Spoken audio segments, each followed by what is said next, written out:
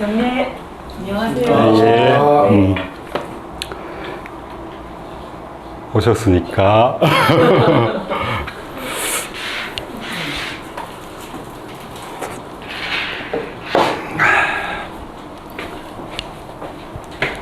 시작하겠습니다. 이 책 제일 앞부분 다시 한번 보십시오. 서문에 나왔던 부분, 그죠? 요 네 가지. 보시죠.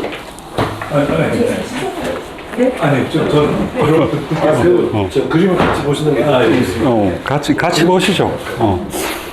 이 책 굉장히 두껍습니다. 그죠? 저번 시간에도 말씀드렸듯이 굉장히 두꺼운데, 이 책 내용을 요약하면 네 개로 이렇게 요약이 됩니다.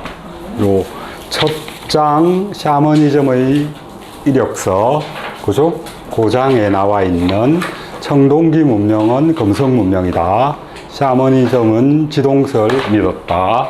그 다음에 청동거울은 비너스의 거울이다. 용은 태양을 도는 지구의 궤도를 상징한다. 요 네 가지. 그것에 대해서 청동기 시기에 만들어졌던 유물들의 그려져 있는 도상을 통해서 저 네 가지 사항을 충분히 설명하고 있는 게 이 책입니다. 뭐 두껍다 그래도 그렇게 안에 내용들은 복잡하긴 해도 그렇게 뭐 일일이 이 책 내용을 그대로 다 믿거나 또는 이 책 내용을 뭐 이렇게 깊이 파고 들어가서 뭐 그거에 대해서 이야기를 나누고 이럴 필요까지는 없는 것 같습니다. 이런 분야는 우리 뭐 대학이나 이런 데서 정통학문에 해당되는 분야가 사실 아니거든요. 그러니까 약간은 예외적인 경우에 해당되는 그런 학문들이고, 이 안에는 어떤 측면에서는 억측이나 이런 것들도 굉장히 많이 들어가 있어요. 우리가 보통 이제 역사를 연구하는 사람들이 고대사 기원전의 그 역사나 문자가 없던 시기의 역사에 대해서 이야기할 때에는 출토되는 유물을 통해서 뭔가를 이렇게 재구성을 하잖아요. 그 재구성을 할 때 그 재구성이라고 하는 게 많은 경우에 추측을 통해서 일종의 이제 상상력들이 동원이 되어서 재구성이 됩니다. 뭐 비율로 보면 한 30% 정도는 출토 유물에 근거하고요. 한 70% 정도는 그다음 뭐 상상력이라는 게 너무 우리가 보통 생각하는 뭐 비합리적인 거나 아니면 얼토당토하는 이런 건 아니고요. 그러니까 유물들 사이의 그 상관관계 그걸 이어줄 수 있는 증거들이 그렇게 많지가 않기 때문에 그 부분은 상상력 또는 뭐 생각들 이런 것들을 채워놓을 수밖에 없습니다. 이 책도 마찬가지입니다. 여기 나와 있는 여러 도상들에 나와 있는 흔적들 이런 것들이 여기 지금 나와 있는 거는 보시면 아시겠지만은 우리가 보통 서양, 동양 이렇게 구분 짓는 그렇게 나뉘음이 없습니다.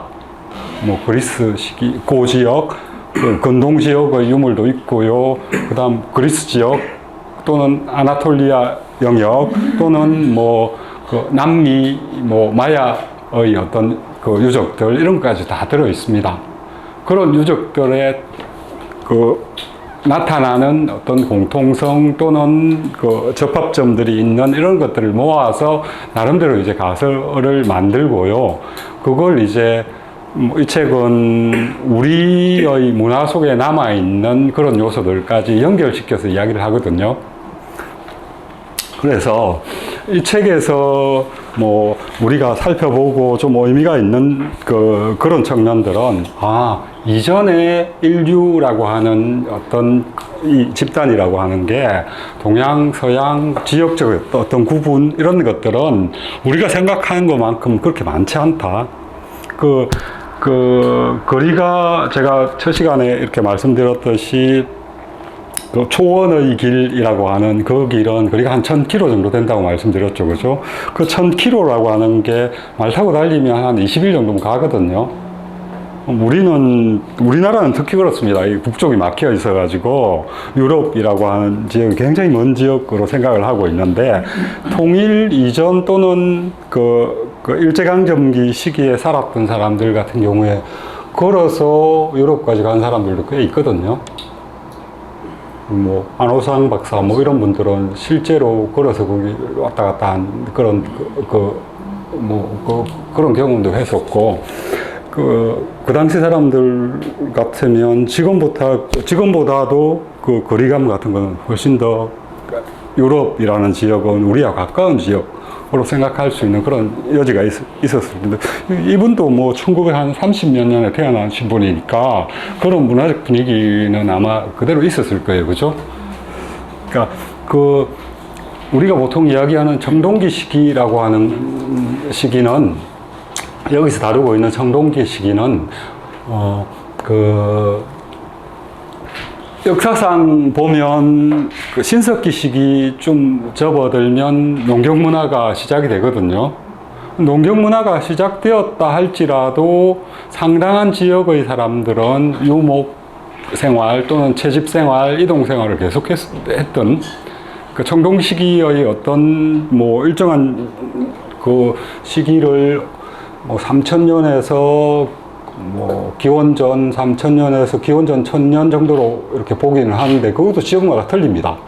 남미 같은 경우에는 철기 시대가 오지 않았으니까 마야 문명이 멸망하는 그 시기까지 이 문화가 계속 지속이 되다가 없어진 그런 그 지역이니까 그 마야에 남아있는 흔적들 같은 것들은 어쩌면 기원전 3000년 시기에 만들어졌던 그 문화의 정수가 계속 이어진 어떤 측면들이 있을 겁니다. 물론 지역에 따라서 또는 시기에 따라서 조금씩 바뀌겠죠. 그죠? 사람들이 살아온 그 틀이라고 하는 것. 근데 여기는 이제 그런 흔적들을 추적을 해서 그 시기에 인류가 공유했던 어떤 문화적 틀, 그런 것들을 이렇게 출연해서 우리한테 설명을 하고 있고, 그런 부분들이 지금 우리에게 어떻게 이어지고 있는지, 그런 부분만 이렇게 좀 주목을 해서 보시면, 예를 들면, 우리 뭐 여기 조금 있으면 나오겠지만, 솥대 같은 거 있지 않습니까? 그죠? 솥대 같은 것들의 유래나 뭐 이런 거. 뭐 지금은 이렇게 그림을 그려놓으면 꼭 예술품처럼 뒤로 좀 왔다 갔다 하겠습니다. 솥대부터 이야기를 좀 할까요? 네, 그렇겠죠. 제일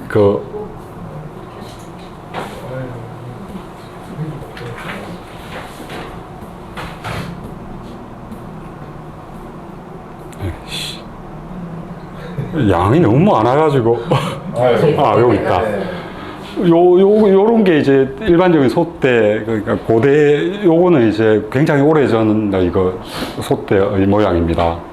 요런 식으로 되어 있는데, 최근에 아주, 아직까지 요건 이제 남아있는 그거, 어느 지역이냐. 우리 문화의 시원 뭐, 이런 이야기를 하는 지역이 있죠. 바이칼호 쪽에 브리야트 족이라고 우리랑 생김새가 좀 비슷합니다. 브리야트에 가면 아직 이런 것들이 남아 있고요. 우리나라 같은 경우에 보면 여기 지금 바이칼호스 오론섬입니다. 요즘 여기 여행 많이 간다 그러던데, 우리 옛날에 성황당의 모습, 그런 흔적들이 있습니다. 여기는 아직도 샤먼이 있습니다.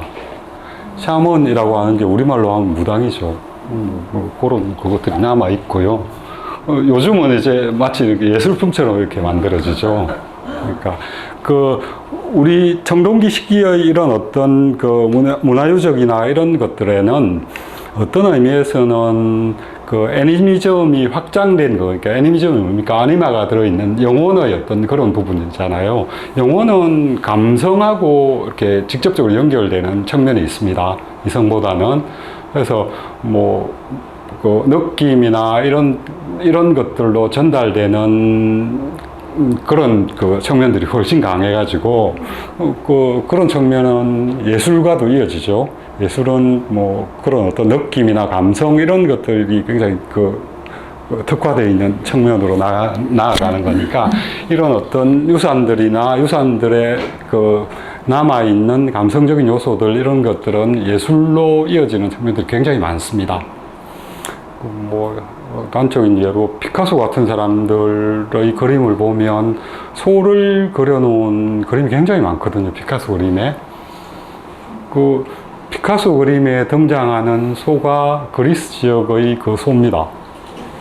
그리스의 그 도상이나 이런 쪽에서 가져온 것들입니다. 우리 저번 시간에 수소자리 이야기를 했잖아요. 그 황소자리의 소가 그리스 지역에 존재하는 그 소입니다. 똑같은 소입니다. 그것들이 이렇게 몇 년이 이어지면서 예술적인 측면에서 그렇게 연결이 됩니다. 그럼 이런 소떼도 마찬가지일 겁니다. 아마 그죠? 그런 형태로 이제 요거는 저기 아메리카 인디안들의 그 장석입니다. 소떼의 한 일종이죠.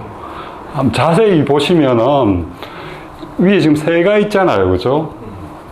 여기는 새의 날개를 요런 형태로, 새를 요런 형태로 이렇게 만들어 놓은 겁니다. 그러니까 그 안에 구성되어 있는 요소는 똑같은 거죠. 위에 새가 만들어진 것과 날개가 있고, 여기 이제 들어가는 거는 각 지역마다 조금씩 다릅니다. 그죠? 우리한테도 저렇게 있죠. 우리한테도 장성이 있잖아요. 그죠? 장성도 저 문화의 그 틀입니다. 뭐 어떻게 보면 요런 날개가 이어지고 있는 거는 요거는 이제 오벨리스크인데 이 책에서는 오벨리스크도 같은 그 맥락에서 봅니다. 하늘과 이어지는 어떤 틀 그런 걸로 보는데 요게 지금 조로아스트교의 사원에 그려져 있는 아우라마즈다의 도상입니다. 그림입니다. 아까 그거랑 비교를 해보시면 거의 같지 않나요? 사람 머리인 거고, 새 날개고, 그죠? 이런 형태를 띠고 있죠. 그러니까 아까 그 소떼에서 나오는 그런 것과 같은 그 형상을 띠고 있고요. 이제 그 원형이 어디에 있느냐 하면, 여기 있습니다. 요게 저번 시간에 설명드렸던 요건 해입니다. 해. 요건 달입니다. 요거는 뭘까요? 금성입니다. 예. 그러니까 샤먼이 하늘의 별자리를 일종의 신처럼 신이라고 제가 저번 시간에 뭐라 그랬나요? 사람이 죽으면 별이 된다고 했잖아요. 사람만이 아니라 동물들도 아니마를 갖고 있으니까 동물들도 죽으면 그들도 별이 된다고 생각을 하겠죠. 그죠? 그러니까 지상에 있는 모든 영혼을 갖고 있는 존재들은 몸에서 벗어나면 별이 되어서 다 올라가는 겁니다. 산도 그렇고 사람도 그렇고 다 올라가고 그 다음에 그것들 중에 굉장히 인간의 어떤 삶과 직접적으로 연결되는 동물들 같은 경우에도 그 영혼의 크기가 굉장히 크겠죠. 그 중에 소 같은 경우에는 그러니까 들소들 사냥하면 생활에 필요한 온갖 것들을 제공해 주는 소, 뿔도 있고요. 뼈도 있고요. 가죽도 있고, 고기도 있고. 그리고 그 소 잡는 거 굉장히 힘들겠죠. 그리고 인간보다 힘도 세죠. 그럼 영혼도 더 힘이 셀 겁니다. 그죠? 근데 그걸 인간들은 먹고 살고 하려면 잡아야 되잖아요. 영혼이 가진 존재를 잡았습니다. 영혼이 가진 존재를 잡았으면 그 영혼에 대한 위로를 해야겠죠. 그죠? 그 영혼들은 결국 위로를 받으면 하늘로 올라갈 겁니다. 그렇게 올라간 게 황소자리입니다. 굉장히 중요한 별 중에 하나인 황소자리가 그렇게 만들어지는 겁니다. 그러니까 하늘의 별자리들은 다 이 땅의 영혼들이 올라가서 만든 겁니다. 금성도 마찬가지입니다. 근데 금성은 좀 특별한 별이라고 말씀을 드렸죠. 왜 금성, 황소자리 이런 별들이 그 청동기 시기에 그 사람들에게 관심을 갖는 별이었느냐 하면 그거는 그 당시에 뭐 생활 환경과 관계가 있죠. 사람들이 지금은 모르겠습니다. 지금은 겨울이 끝나고 봄이 오는 거 그냥 추웠다가 좀 이제 따뜻해지네 살기 좋은 계절이 왔네 이 정도로 느꼈겠지만 그 당시에는 겨울이라고 하는 한번 생각해 보십시오. 시베리아 또는 초원에 살던 사람들이 가을이 되어서 풀이 말라 죽고 기온이 내려가고 언제 봄이 올지 모르는, 지금은 언제쯤 올 거라는 그걸 하지만 그 당시에는 그런 게 없지 않습니까? 겨울이라는 시기는 사실은 죽음과 가장 맞닿아 있는 시기였었고요. 그 사람들에게 봄이 온다라고 하는 거는 살 수 있다, 살았다, 살아갈 수 있다라고 하는 그런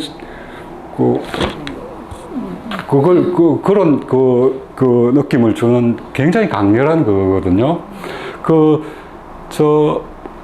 별자리 중에 황소자리는 계절이 태양이 그 지점, 춘분점이라고 보통 하는데, 춘분점을 지나가는 위치에 있는 별자리입니다. 그러니까 별이 이렇게 태양이 그 지점에 오게 되면 이제 봄이 되는 거죠. 그래서 그 위치에 황소자리랑 금성이랑 이런 것들이 더욱더 주목을 받았고요. 그것이 갖고 있는 별의 신성이라고 하는 게 그만큼 더 강하게 인간에게 이제 어필되는 그런 경향을 가지는데, 우리 밤 하늘이나 아니면 낮 하늘이나 이렇게 하늘을 바라다 보면 낮에 보이는 건 해고, 밤에 보이는 제일 잘 보이는 건 달이고 그렇잖아요. 그리고 별들 중에 그 춘분점과 관계 있는 가장 중요한 별인 금성, 요 세 가지가 이렇게 청동기 시기에 샤먼들이 가장 중요한 신으로 삼았던 세 가지의 보게 되는 거는 어쩌면 뭐 추측해 볼 수밖에 없는데 어쩌면 당연한 것일 수도 있는 것 같아요. 근데 요 금성에 이렇게 새 모양이 그려지는 거는 아마 해와 달 사이에 이 금성은 왔다 갔다 하는, 그러니까 일종의 서로를 연결시켜주는 그런 존재를 금성으로 봤던 것 같습니다. 금성은 그 춘분점 자리에 있기 때문에 봄과도 관련이 있고요, 탄생과도 관련이 있고요, 생육과도 관련이 있습니다. 그리고 또 결혼, 중매 이런 거랑도 관련이 있습니다. 그래서 어떤 의미에서는 이 남성과 여성이잖아요. 이전에는 뭐 태양이라고 하는 게 초기에는 남성, 여성 양성을 다 갖고 있는 존재였는데 점점 시간이 갈수록 태양은 남성성을 가지게 되고 달은 여성성을 가지게 되는 그 상징으로 여겨졌었는데, 이 금성은 이 둘 사이를 왔다 갔다 하는 그런 존재. 그러니까 궤도상으로 달과 만나기도 하고 해랑 만나기도 합니다, 금성이. 그러니까 그런 상징성을 금성에 부여를 했고요. 생명력 이런 것들도 금성에 부여를 했고요. 금성 우리 황소자리 조금 뒤쪽으로 가면 우리 좀생이별이라고 저번 시간에 말씀드렸던 그런 별들이 있거든요. 그 별들의 생육 또는 뭐라 그래야 되나, 우주의 정이라고 표현을 하는데, 인간으로 말하면 인간의 정자와 같은 그런 그것이 알 같은 것들이 거기에 보관되어 있다고 생각을 했고, 그것이 지상으로 내려와서 인간을 형성하고 만들어내는데 힘을 발휘한다고 생각을 했었거든요. 그래서 이 검성의 역할이 나중에 가면 그 알들을 내려받아서 인간에게 전해주어서 인간 중에 뛰어난 인간을 태어나게 만드는 그런 역할도 합니다. 그래서 요 세 존재가 여기 이제 책을 좀 왔다 갔다 해야 되는데 2장의 제일 그 마지막 구절이 샤먼의 신은 삼신이다라는 구절이 있습니다. 74페이지. 삼신이라고 하는 게 조 세 가지의 신입니다. 이 책에서 계속 강조하는 것 중에 하나가 3이라는 숫자가 검성과 계속 연결되고 샤머니즘과 연결된다. 그래서 이후에 나오는 어떤 도상에서 3과 관련되어 있는 숫자는 검성과 관련된 모티브다. 그걸 담고 있는 그거다. 그리고 우리가 그림들을 계속 보게 되는데 그림들이라고 하는 게 예를 들면 이런 그림이 있다고 합시다. 뭐 이게 우리 그 정신분석학자 중에 그 융이라는 분 있죠. 융이라는 분은 그분은 아마 그 말년에 그 전 세계를 떠돌면서 이런 어떤 샤머니즘도 연구를 굉장히 많이 했거든요. 그러니까 정신현상이 뭐 그분 표현대로라면 동시성이라고 그러나요? 싱크로나이즈라고 해서 뭐 어떤 것들이 한 지점에서 우리의 정신이 한 지점에서 만나서 뚝 떨어져 있더라도 같은 그 생각을 하고 같은 그걸 하는 그런 그런 지점이 있다고 생각을 했었고요. 그런 것들의 원형을 샤머니즘이나 이런 데서 찾으려고 굉장히 많이 노력을 했습니다. 뭐 밀림에 가기도 하고 뭐 온갖 꽃을 다 떠돌면서 그런 증거들을 모으려고 노력을 했었는데 이거 융이 그린 그림입니다. 찾아낸 그림인데 이게 지금 뭐 어떻게 보면 뭐 검성을 표현한 겁니다. 이게 다리고, 이게 해고, 이게 다리죠, 그죠? 검성과 중간에 써 있는, 뭐, 헤르마, 이거 뭐, 읽기도 그래요. 헤르마 프로디테라고 하는 그런, 그건데, 적어도 이제, 여기 지금 설명하기로는, 융이 이 샤머니즘이 갖고 있는 그들의 신성성을 표현해 놓은 그림이다. 그러니까 어떻게 설명할까? 해와 달이라고 하는 존재, 천체의 별들 중에 가장 영향력이 큰 세 별이죠. 세 별. 그 중에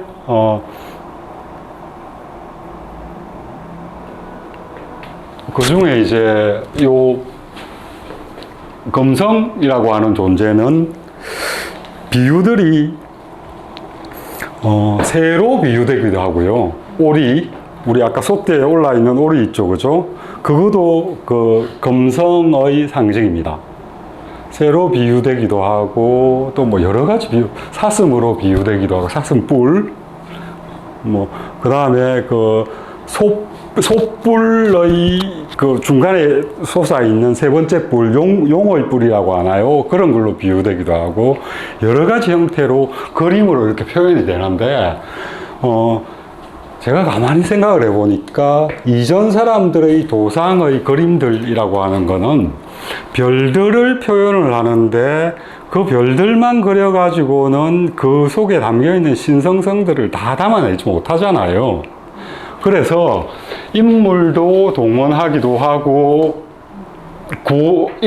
이제 어떤 신화적인 어떤 인물들 뭐 그런 인물들을 등장을 시켜서 일종의 천문의 현상들 이런 것들을 인간의 어떤 행위들과 연결시켜서 표현해내는 것들이 지금 우리가 보는 도상들이다.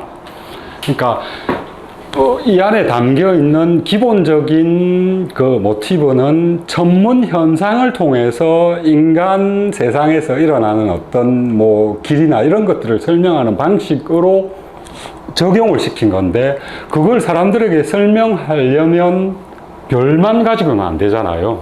그래서 동물도 동원이 돼야 되고, 사람도 동원이 돼야 되고, 상징성이 있는 어떤 항아리 뭐 이런 것들 동원이 돼야 되고, 별이 어떤 생명체 또는 아니마가 올라가서 응축된 존재라면 그 별과 연결되어 있는 여러 가지 동물들도 있고 식물들도 있을 거고 도구들도 있을 거 아니에요, 그죠? 그런 도구들을 동원을 해서 별이 갖고 있는 신성성들을 표현해낸 것들이 이런 도상들이라. 근데 그걸 그냥 이렇게 설명해버리면, 그걸 이야기를 해버리면 그게 별자리와 관련된 거라는 걸 알 수가 없게 되죠. 그래서 이렇게 요 위에 그걸 표시를 해 놓는 겁니다. 요건 태양이고, 요건 금성이고, 요건 별이다. 이렇게 표현을 함으로써 이 현상은 천문 현상과 관련되어 있는 것들을 지상의 어떤 상황들과 연결시켜서 그려낸 것이다라고 하는 걸 보여주는 거죠. 근데 이거에 대해 설명해 놓은 건 없잖아요. 우리가 그렇게 추측할 수밖에 없잖아요. 근데 요 책들은 이제 그런 그 자료들을 쭉 모아가지고, 봐라, 이 별들과, 이거 그냥 그려놓은 게 아니다. 여기 또 삼지창이 있는데, 이런 삼지창 같은 것들도 아까 3이라는 숫자가 금성과 관련이 있다고 말씀드렸잖아요. 그죠? 그리고 우리 무속 같은 데에서 보면 그 무속의 그림에서 삼지창이 등장을 하거든요. 신화에서도 삼지창이 많이 등장을 하고, 그 삼지창 요런 것들이 등장하는 것들은 결국은 금성과 연결되어 있는 천문 현상과 인간을 연결시킨 뭐 그런 것들이다라고 하는 걸 보여주고 있는 겁니다. 여기 어떤 걸 좀 볼까요?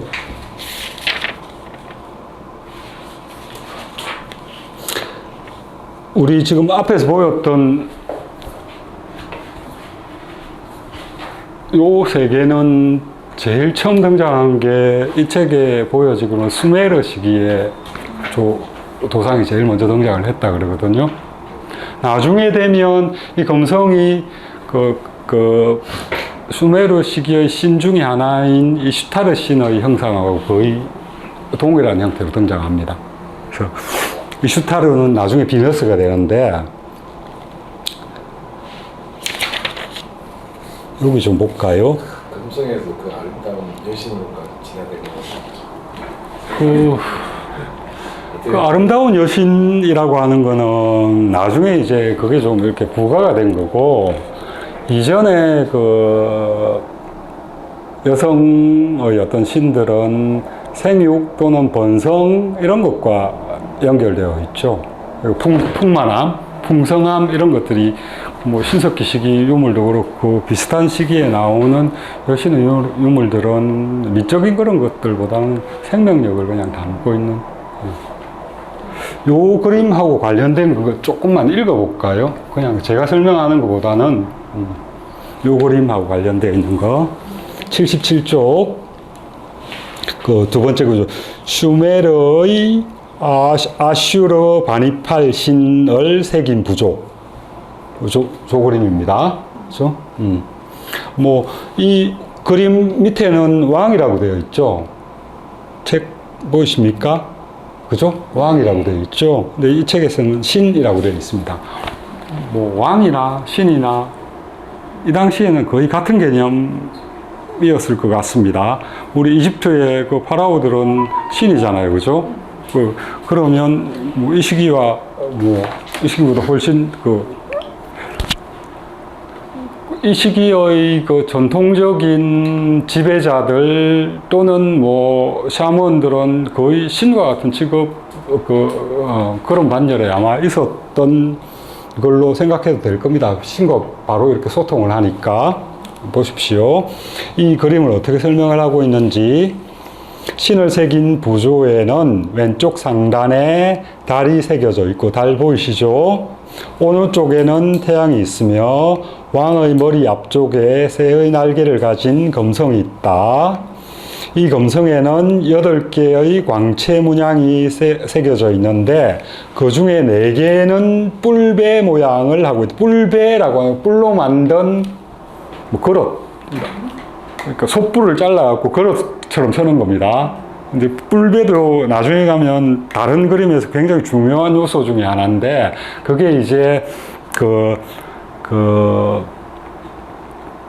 좀생이라고 하는 그 우주의 정자, 뭉쳐놓은 거, 씨앗, 그걸 받는 도구입니다. 이 솥불이라고 하는 그게. 요거 지금 말하는 그 4개의 뿔배 모양이라고 하는데, 요게 이제 그걸 받는 도구를 상징하고 있고요. 아슈르 바니팔은 한 손에 검을 잡고 다른 손에는 역경의 시빅을 의미하는 지팡이를 잡고 있다. 여기도 이제 많은 상징이 들어가 있다고 생각하는 게, 검과 여기 칼을 갖고 있고 들고 있는 거고, 요거는 이제 막대기인데, 이분은 이 막대기를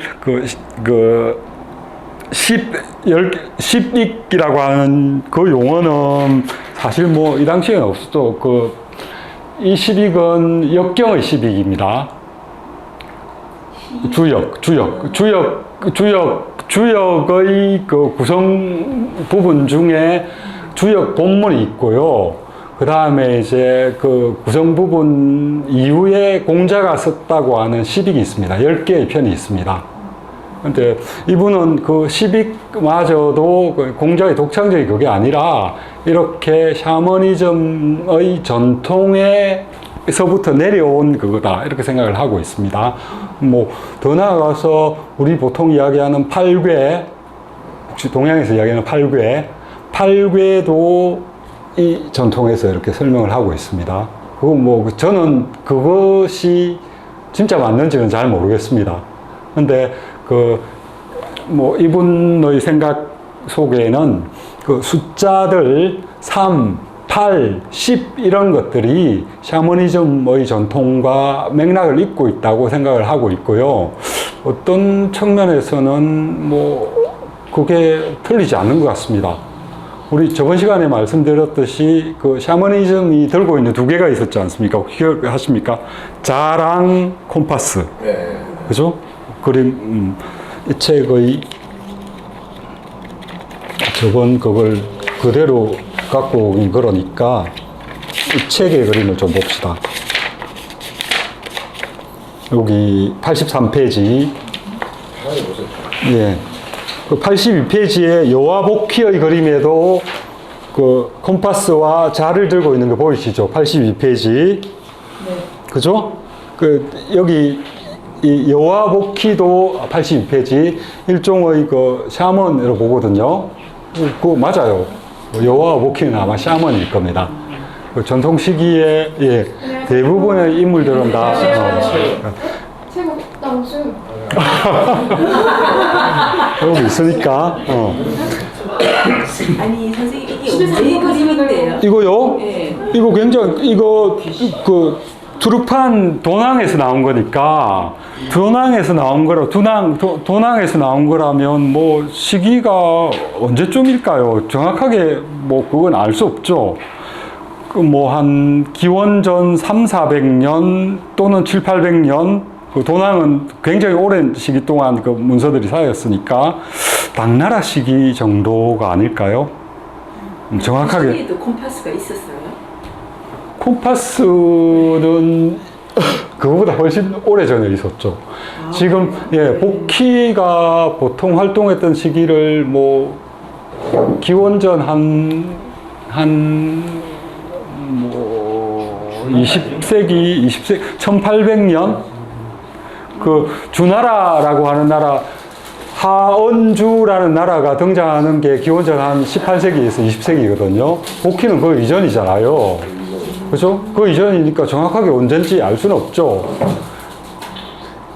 그러니까 우리는 뭐 우리가 사용하는 도구들이 굉장히 뭐 최근에 만들어진 것처럼 생각하는데 훨씬 더 이전에 사용이 됐었고요.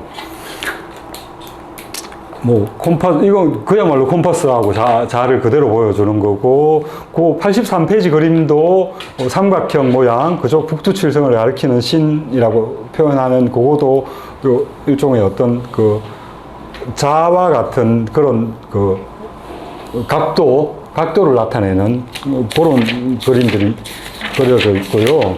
그 다음에 또 하나는 이게 어디 있더라?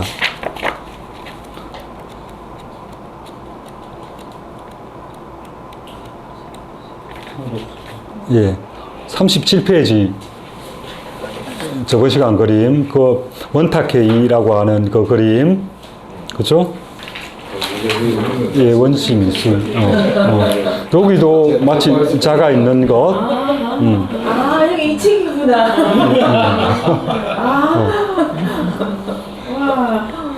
별을 관측하고 별의 운행을 기록하려면 별의 운행을 어떻게 기록을 했을까요? 그 각도를 재고 이런 것들을 하지 않았다면 그 정확한 그 궤도를 산출해내는 게 쉽지 않았을 겁니다. 그리고 예측하는 그게 그냥 우리가 지금 그 별자리 운행 이런 것들을 그림으로 보는 거는 뭐 이렇게 그려놨고 그런 거지만 눈으로 이렇게 그걸 살피면서 이 별이 어디로 갈지 그걸 예측하고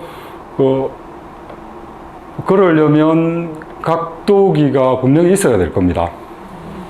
그리고 그게 그 샤먼들이 힘을 발휘했던 건 뭡니까? 그러니까 일종의 사람들에게 앞으로 다가올 어떤 것들에 대해서 먼저 이야기를 해줄 수 있어야 되는 거잖아요. 그러니까 사람들의 삶을 이끌어 간다는 거는 미래를 예지하고 미래에 일어날 어떤 것들을 사람들에게 이야기를 해줌으로써 어떤 방향으로 그 무리들이 나아갈지를 알려주는 그런 역할을 했을 거고, 그 중에 가장 중요한 것들이 별의 운행과 관련해서 계절의 변화를 알려주는 것이거든요. 그러면 지금의 별자리 위치와 앞으로 얼마의 기간이 지나면 이 별자리가 어디에 가 있을 거라는 걸 계산을 해내야 되고요. 단순히 뭐 추측해서는 안 될 겁니다, 아마. 계산을 해내야 될 거고, 그게 또 시간이 지났을 때 맞아야만 샤먼들이 사람들이 그 샤먼에 그 권위를 부여할 수 있는 그런 것들이 이렇게 반복적으로 계속 작동을 했을 겁니다. 그런 의미에서라면 이 샤먼이라고 하는 존재들은 그냥 영적인 감흥을 통해서 뭔가를 했던 그런 그 측면들도 있겠지만은, 그런 것들보다는 굉장히 우리가 지금 생각하는 것보다 치밀한 관측과 공부하고 뭐 계산하고 이런 것들을 했던 집단일 가능성이 큽니다. 지금은 뭐 우리 무당들 이런 분들은 그런 거 안 하잖아요, 그죠? 다른 한 측면만 내려온 겁니다. 그리고 서양에서 별자리를 계속 봐왔던 건 지금도 그렇고 이전에도 그랬지만, 옛날에는 그게 일종의 천문학의 한 그 영역으로 처음에 천문학이라는 게 뭡니까? 별의 자리의 운행들을 객관적으로 이렇게 파악을 해서 계절의 변화를 알아낼 수 있고, 뭐 그걸 통해서 실제로 농사를 짓거나 어떤 인간의 활동들을 돕는 실질적인 어떤 작동을 해주는 그 역할을 별을 통해서 관측하는 게 천문학이거든요. 근데 그런 것들이 이제 과학의 영역이 그런 것들을 대신해 가면서 나머지 영역만 그 이전의 천문학 영역에 남아있는 거죠. 그게 이제 남아있는 영역은 점성술 이런 거밖에 없습니다. 근데 이 당시에 천문학은 그런 게 아닌 거죠. 일단 말았는데 조금만 더 읽어보겠습니다. 왔다 갔다 오늘 정신이 아까 79페이지 79페이지가 아니고 77페이지고 아까 읽던 그 부분, 그러니까 지팡이 들고 있고 삼지창을 들고 있고, 그죠? 이 칼하고 삼지창 이런 것들은 지금 무당들이 사용하는 도구랑 똑같습니다. 무속에서 사용하는. 예. 청동 그 무속 국긴들, 무당들이 사용하는 도구는 철제 도구가 아니고 다 청동 도구입니다. 그러니까 그 전통들이, 이 사람들은 그게 뭔지는 모르지만 계속 그 전통이 내려온 거예요. 왜 철을 안 하고 청동하느냐 물어보면 그 사람들 대답 못 할 겁니다. 그럼 인류의 그 역사 진행 단계에서 그 문화가 가장 화려하게 그 체계적으로 만들어졌던 시기가 청동 시기이기 때문에 그 시기에 만들어진 그것들이 그대로 다 전수되지는 못하고요. 일정 부분만 전수된 겁니다. 물건 같은 거는 전수가 그냥 내가 갖고 있던 게 제자에게 내려가고 또 그 비슷한 거 만들어서 내려주고 하면 똑같은 그걸로 가잖아요. 그죠? 그리고 뭐 무속을 담당하는 분들 같은 경우에는 그 도구의 신성성을 부여를 해야 되니까 뭐 좋은 재료가 나왔다 해서 그거 바꾸질 못했을 겁니다. 그런 것들이 쭉 남아서 아직도 무속을 하시는 분들은 그 청동제 도구를 이용을 하는 겁니다. 삼지창은 뭘 의미하나요? 포세이돈도 삼지창. 예, 그것도 이제 여기에 그게 남아 있는데, 여기 지금 책에서는 읽으면서 이제 점점 내려갈 텐데, 그 3이라는 숫자가 금성을 상징한다고 생각을 하는 겁니다. 금성의 기운, 금성과 연관되어 있는 것이 삼지창이라는 도구를 통해서 마치 이렇게 날개를 펴고 있는 그죠? 삼지창이라고 하는 게, 뭐, 금성이 요렇게 돼 있잖아요. 그죠? 그게 이제 변형되면서 그 포세이돈이라고 하는 그 서양의 신들도 이 책의 제일 마지막 부분이 어떤 내용이냐 하면 이 청동기 문화의 샤먼의 문화가 지금 우리가 보통 이야기하는 그 그리스 지역하고 이탈리아 지역에서 형성되는 그 문화와 격돌을 해서 충돌을 해서 적게 됩니다. 그래서 그 지역에는 이 샤먼 문화가 거의 사라져 버립니다. 다른 그쪽에서 형성된 새로운 그 어떤 신을 섬기는 문화, 그 형태로 발전을 하게 되고요. 이 샤먼 문화는 그 동쪽에서만 단조를 하게 됩니다. 동쪽이라는 게 우리 지금 이야기하는 중동 지역에서부터 우리나라, 일본까지 이런 요 지역. 그래서 그 중동 지역도 조금 있으면 또 바뀌게 되죠. 근데 이쪽 아시아 지역은 굉장히 오랫동안 그게 남아있는, 우리의 역사에서 보면 기원전 한 3, 4세기까지 그게 우리 역사에서 뭐 단군 왕검, 그 고조선이 세워지는 연도가 2333년이죠, 기원전. 그죠? 그게 청동기 시기의 어떻게 보면 그 절정을 이루는 그 문화의 그 부분들이 여기에 뿌리를 내리고 그 뿌리가 굉장히 오랫동안 지속이 됩니다. 이 땅에서는. 그 정수가 남아서 오랫동안, 뭐 우리 철기가 만들어진 게 기원 후 3, 4세기. 여기는 철기가 좀 다른 데보다 좀 넓거든요. 계속 지속이 됐으니까 우리 땅에서 이 청동기 문화의 흔적들이 많은 겁니다. 저번에 대표적인 예로 고인돌 말씀드렸잖아요. 세계에 존재하는 고인돌의 약 50%, 적게는 40%, 많게는 한 60%까지 여기 한반도 지역에 다 있습니다. 뭐 이렇게 쭉 보면 뭐 전 세계에 있는 거 대부분이 여기 있습니다. 그 고인돌이 사실 그 청동기 문화의 정수거든요. 별 그려져 있는 모습 보셨죠? 별 문화 그 도리에 계속 강조해서 말씀드리지만 사람이 죽으면 하늘로 올라갑니다. 홀령이 별이 됩니다. 근데 이 홀령이 된 그 별들 중에 특별한 홀령들이 있을 거 아니에요. 우리 할아버지 홀령, 우리 아버지 홀령, 엄마 홀령, 이런 홀령들을 보고 싶은 거예요. 그러면 내려올 그 별로 올라가 있다가 내려와서 또 머물기도 해야 되니까 집을 지어 놓은 게 고인돌입니다. 그래서 그 별자리도 그려놨고요. 별자리 그려놓으면 이 사람들은 그림을 통해서 자기의 생각들을 표현한 거고, 실제로 그렇다고 그거다라고 표현하는 겁니다. 저기 있는 별자리를 여기 그려놓으면, 기본적으로 우리 인간이 갖고 있는 능력이라고 해야 되나? 인간이 인간으로 발전해 올 수 있었던 거는 애니미즘적인 발상입니다. 예를 들면 이런 거 한번 생각해 보십시오. 내가 어떤 생각을 하고 있죠. 그럼 여기 있는 사람이 있습니다. 이 사람도 나와 같은 생각을 할 거라고 생각을 하죠. 왜 그렇게 생각합니까? 압니까? 어떻게 압니까? 내가 어떤 생각을 하고 있고 내한테 정신이 있고 영혼이 있다고 생각한다면 여기 있는 분들도 다 그렇게 있다고 생각을 하잖아요. 같은 인간이라서 그렇습니까? 같은 인간이라서 그런 게 아니고 인간은 원래 그렇게 생각할 수밖에 없도록 유전적으로 정보가 그렇게 만들어져요. 그 진화의 과정 속에서.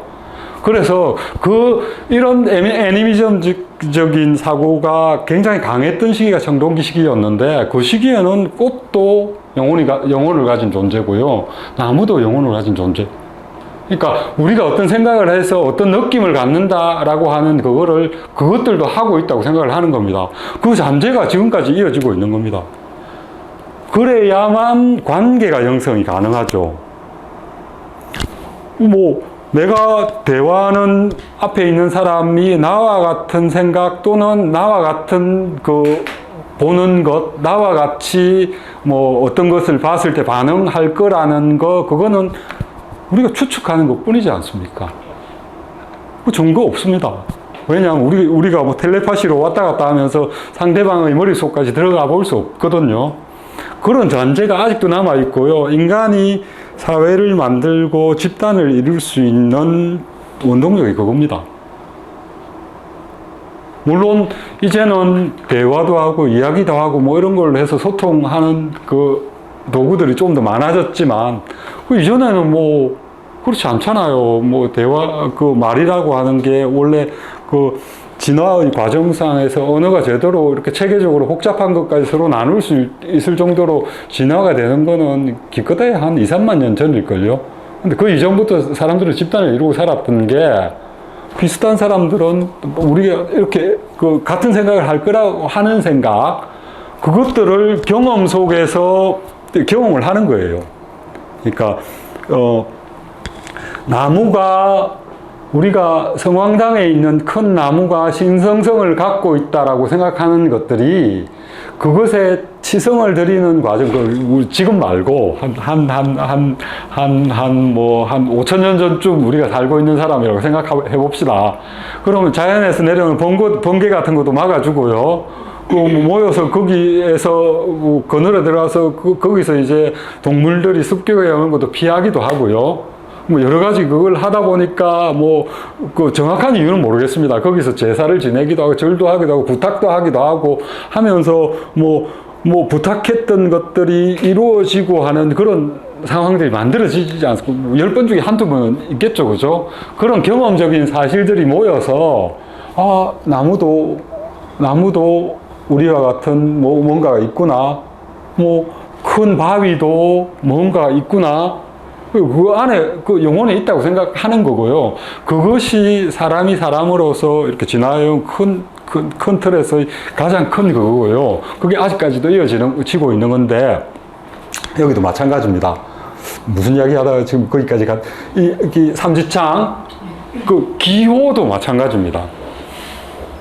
그러니까 이렇게 상징시켜서 그려놓은 그것도 우리 별자리 이렇게 그려놓은 게 저 별하고 이렇게 소통이 된다고 생각을 하잖아요. 그림도 마찬가지입니다. 그걸 상징해서 그림을 그렸다는 거는 거기에 그것이 깃들었다고 생각하는 겁니다. 지금은 그런 생각을 별로 안 하겠지만 그 당시에는 그런 사고의 틀이어야만 샤먼이라고 하는 존재가 사람들에게 받아들여지는 그게 되겠죠.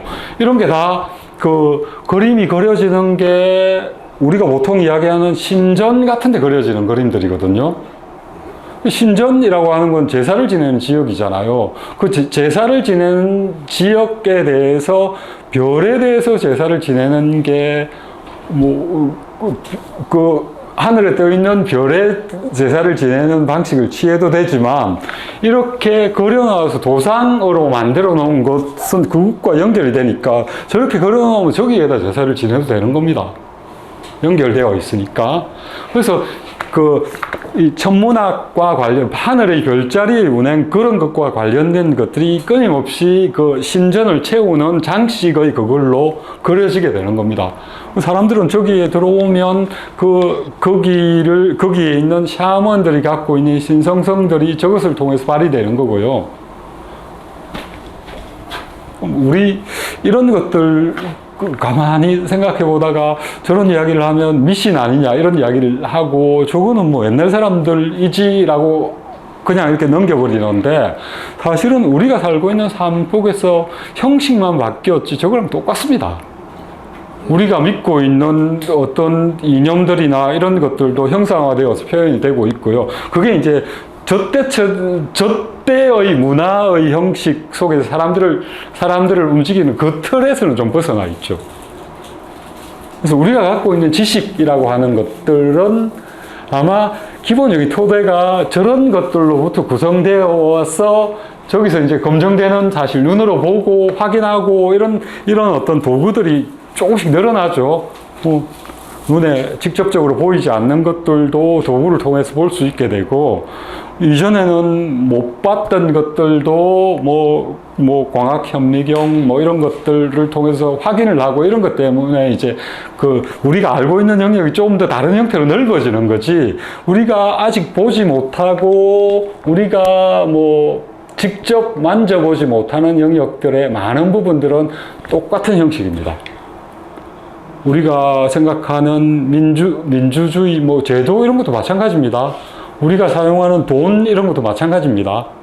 그 틀입니다. 돈 이렇게 검이 아니고 종이 집해가지고 이거 돈이라고 생각하는 건 사람들이 다 그렇게 믿으니까 그거 쓰는 거 아닙니까? 물론 그 틀이 만들어져 있습니다. 은행에서 보관도 해주고 여러 틀들이 있는데 그 틀들이 정말 그걸 보장해 주는 걸까요? 아닙니다. 제가 보기에는. 사람들이 그렇게 믿는 것. 이것도 마찬가지입니다. 이렇게 믿어. 책에서 너무 빗나갔는데 잠시 좀 더 들어가 보겠습니다. 이 책은 제가 설명하기가 진짜 어렵네요. 이 책을 그대로 읽으면 너무 한쪽으로 들어가는 것 같아서 여기 조금 더 보겠습니다. 어쨌든.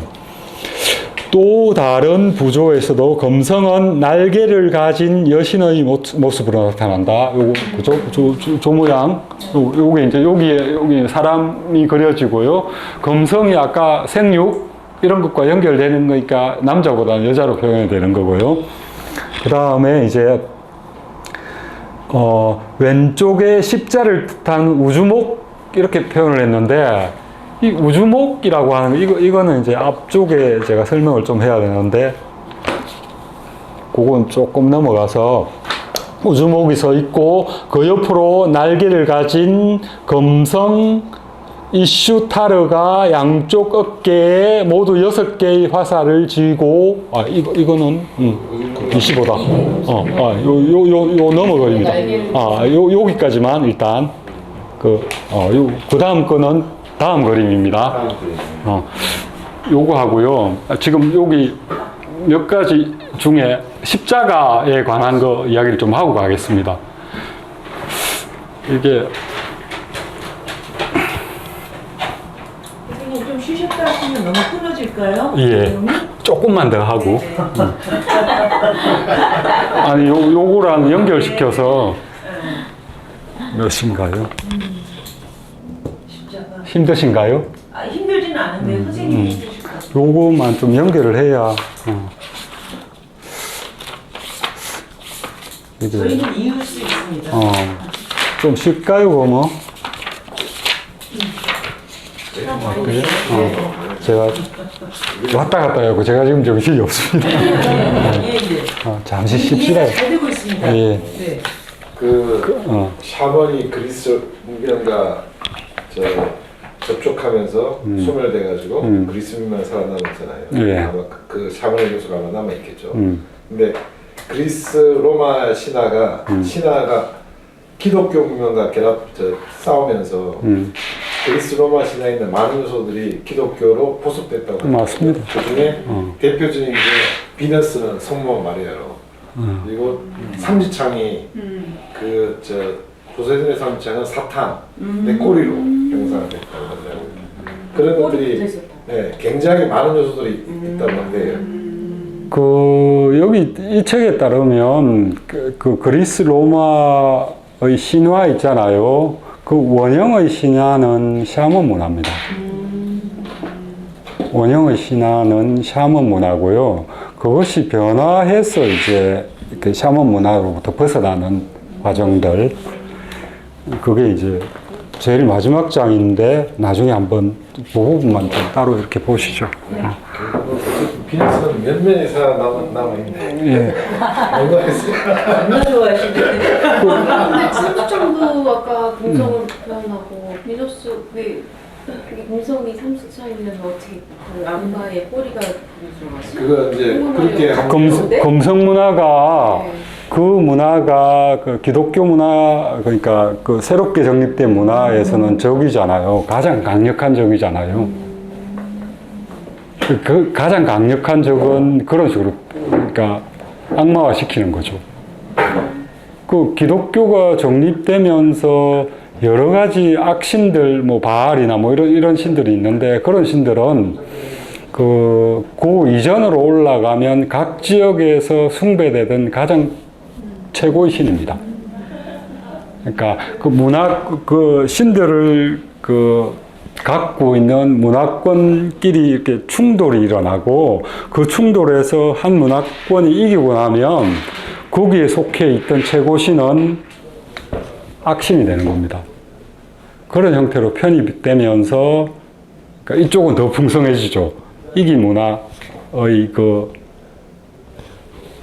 뭐 문화적인 어떻게 보면 한쪽을 말살시키는 과정에서 그 부분들을 흡수하는 거죠. 흡수해서 훨씬 더 정교해지기도 하고 뭐 그런 식의 변화를 거칩니다. 장동기 시대 때 샤먼에서 뭐 일식, 월식 이런 것도 예측했다는 증거가 있나요? 그 일식하고 월식 예측 같은 경우에는 지금 그걸로 보면 그 남미 문화, 마야 문화 이런 쪽에 그 정보들이 굉장히 많이 남아 있거든요. 그걸 예측했으면 진짜 대단한 거잖아요. 우리가 생각하기에 선생님 담배 하나 핍시다. 우리가 생각하기에 대단한 거지만 샤먼이 되려고 근데 이런 거 한번 생각해 보십시오. 우리는 할 일들이 굉장히 많잖아요. 아무리 갈 일이 없어도 그렇죠. 아니 그게 아니고 우리는 밤이 거의 없는 생활을 살고 있죠. 뭐 전통 시기에는 지금보다는 밤은 좀 길었겠지만 뭐 1만 년 전, 뭐 한 5천 년 전쯤 되면 밤이 얼마나 길었겠습니까? 아니 근데 그래도 우리는 지금 막 우주를 보면서 이 궤도를 그리고 주기를 할 수 있지만 그럴 때는 사람이 사는 일생 동안에 그 일식월식이 안 일어날 수 있는 거잖아요. 그렇죠. 그거를 근데 세대를 거쳐서 예측할 수 있었다면 그건 진짜 대단한 거잖아요. 그 마야 문명에서 보면 일식, 월식뿐만이 아니고요. 네. 금성이 태양과 만나는 시점 이런 것도 다 예측하고요. 관측하고 오랫동안 기록했던 그런가 보다. 선동여왕 그 드라마 보면 미시리가 네, 맞아요. 예. 왜냐하면 그게 이제 통일 신라 시대죠. 예. 그게 축적되어서 내려오는 자산이잖아요. 그 신관 샤먼 계층이라고 하는 거는 일종의 세습적인 어떤 그런 뭐 어릴 때부터 계속 그 교육을 받는 거죠. 그 엄청 정확하게 기록을 남겼나 보다. 그리고 그 관측하는 스킬이나 이런 것도 직접 그걸 받는 거죠. 저는 이번에 이거 보면서 그 마야에서 달력을 만든 그걸 좀 이렇게 들여다봤는데 거기는 달력이 몇 개나 돼요? 그러니까 금성을 중심, 우리 지금 사용하는 게 태양력이죠. 네. 뭐 태양은 365일 만에 제자리에 돌아오잖아요. 금성을 중심으로 한 금성력도 있더라고요. 그게 한 780일? 그 목성을 또 목성이 이렇게 도는 그걸로 해서 구달력도 있고요. 그거보다 더 복잡한 게 이 사람들은 이 몇 개의 달력을 만들어 놓고 그걸 합성을 해가지고 그거를 합성을 해가지고 자기들이 쓰는 달력을 또 따로 만들어요. 있잖아요.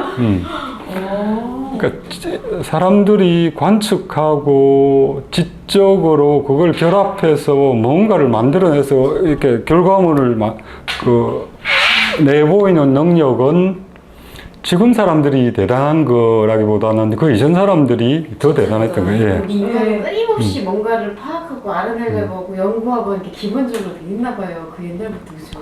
기록이 예. 그 예를 들면 지금도 그렇지만 안다라고 하는 게 사실은 그게 무기잖아요. 저랑 잘 맞아요. 무시할 수 없어요. 그렇죠. 예. 애들이 보고 네, 신기하니까요. 일단 담배 한 대 피우고. 십자가 조상은 꽤 오래 전부터 있었던 것 같아요. 이건 뭐 우리나라에서 나온 것들인데, 이것도 청동이거든요. 신라 시기의 술토물이라 그러는데, 여기도 십자가라고 하는 건 별이 교차하는 걸 나타내는 거잖아요. 그리고 그 별의 교차라고 하는 것의 중심에는 저 당시에는 금성입니다. 그래서 저 십자가도 사실 금성이라고 하는 것과 이어져 있습니다. 뭐 해하고도 만나고 달하고도 만나고 그죠? 십자 도상들이 굉장히 많이 등장하는데 요런 어떤 그 문양들 여기 지금 8개 문양 8개의 그 이침 이런 것들이 십자 도상하고 연결되고 이분은 그러니까 8이라는 숫자를 조국과 연결을 시킵니다. 우리나라 도상은 그렇고요. 그 다음에 서양의 문물 같은 경우에 이런 형태로 이제 십자가 구성이 되고, 요렇게도 십자가 구성이 되고, 그럼 다 어떤 별의 어떤 그걸 설명한다고 이야기를 하면 별의 만남인 거고요. 그 다음에 저게 금성을 의미한다면 저 속에는 금성이 상징하고 있는 그런 요소들을 갖고 있는 거예요. 십자가, 여기는 지금 요렇게 길게 이어져 있는 십자가 있고, 요 십자가 있고, 두 개가 이렇게 구분이 되어 있는데, 우리 아까 소떼 보셨죠? 소떼의 십자가를 요 십자가로 생각을 하는 겁니다. 저는 무슨 그림입니까? 어디? 여기, 저 완전 기독교 사제가 69페이지에 나오는 건데요.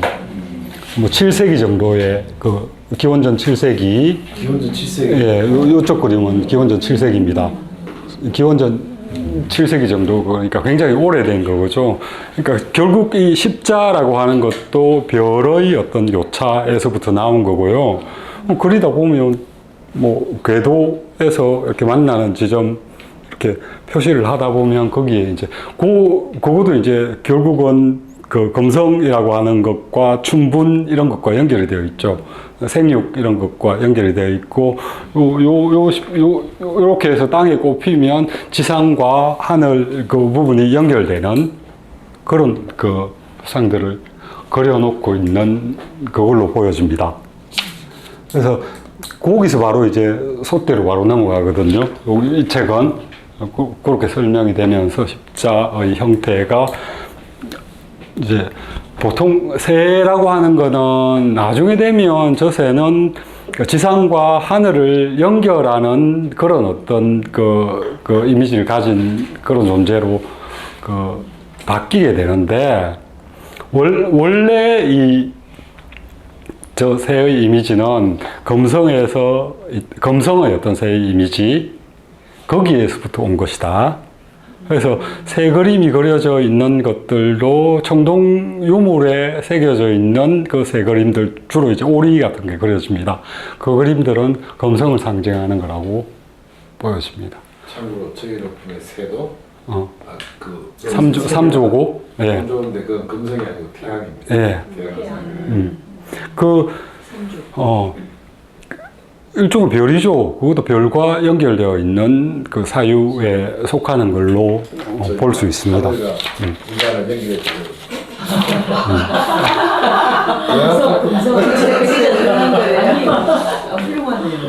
가운데 소 떨어져 이렇게. 거기 그래서 삼조를 만든 거예요.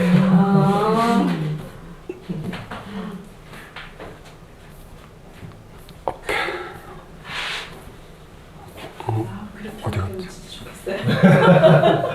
웬만하면 성공하잖아요. 요 그림이 어디 있더라? 그게 이제 상징화되어 있는 게 우리나라 유물 중에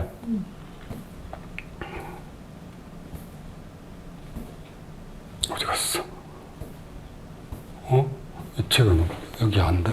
우리나라 예, 76페이지에 그 2-23 보면 그 청동기 금파라고 해서 그 손잡이 부분 그 부분에 보면 그 오리가 2마리 올려져 있습니다. 예, 요거도 그 새가 그려진 그것과 똑같은 그 상징성을 가진 그걸로 보고 있고요. 여기 지금 그 청동기 유물 이거는 그 이전에 청동검 같은 경우에 그걸로 뭐 전투하고 싸움하고 이랬다 그러는데 그런 기능보다는 그 제사와 관련되어 있는 도구로 사용되니까 그 샤먼들의 권위를 상징하는 그 부품. 그리고 우리 보통 그 검문 이야기하는 사람들 말을 들어보면 그러니까 한문이라고 하는 그 글자도 그 청동기의 주조 과정하고 연결되어 있답니다. 청동기의 주조 과정의 여러 절차들이 한자의 건문의 형태와 밀접하게 연결되어 있고요. 거기에서부터 나왔고 또 그 당시에는 청동기물을 만들어낼 수 있는 기술을 가진 존재가 그야말로 요즘 표현대로 하면 지배자, 왕, 뭐 이런 사람들이기 때문에 여기서는 뭐 여기 표현대로 하면 그 사람들은 샤먼이죠. 일종의 우리가 철기 시기 이전의 왕들은 대부분 무속왕이거든요. 그러니까 그 무속왕들이라고 하는 게 권위의 상징으로 청동기물을 주조해냈고요. 그 주조할 수 있는 기술은 요즘 표현대로 하면 거의 3나노급의 반도체랑 똑같은. 그들만 그걸 할 수 있는. 아직도 그 정확한 배합 비율은 잘 모른답니다. 과학적으로 분석해도 그게 잘 안 나온다 그러거든요. 우리 신화들 같은 경우에 보면 우리나라 신화들 속에서도 뭐 고주몽 신화 이런 데도 보면 유리 왕자 같은 경우에 아버지가 난 경우 칼 들고 찾아가지 않습니까? 그죠? 칼이 그 청동검이고요. 칼을 들고 찾아간다는 게 그게 청동검을 주조할 수 있는 기술을 갖고 있는 사람. 그러니까 그걸 들고 가면 그냥 거기 그 주조할 수 있는 능력을 가진 사람이니까 그런 잔재가 그렇게 남아 있었던 거죠. 뭐 주몽 뭐 이러면 뭐 한참 뒤 그건데도 그 잔재가 계속 남아 있었던 그런 걸로 볼 수 있습니다. 여기 지금 나오는 청동검의 그 손잡이에 있는 문양 속에도 이렇게 오리의 그림이 있고 이 오리의 그림은 검성하고 이어지는 샤먼 문화의 잔재가 여기 그대로 남아있는 걸로 보였습니다.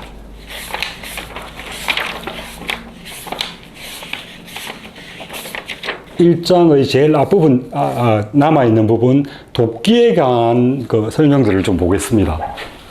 몇 페이지입니까? 49페이지. 우리 이렇게 간하게 책을 이렇게 책이 넘쳐나다가 오늘따라 책이 없어.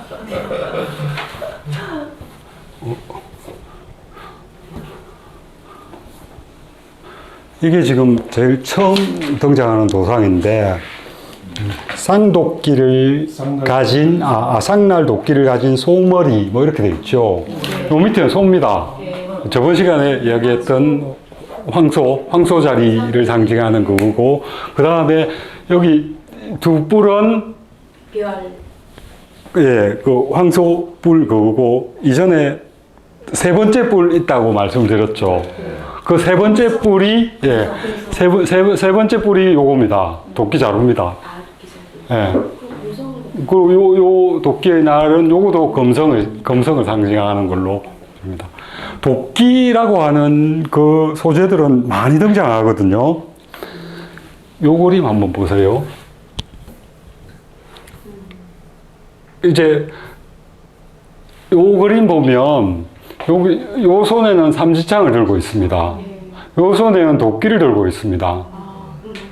요거 잘 안 보이는데 요 부분, 요것도 뭐 확장해도 요게 도끼입니다.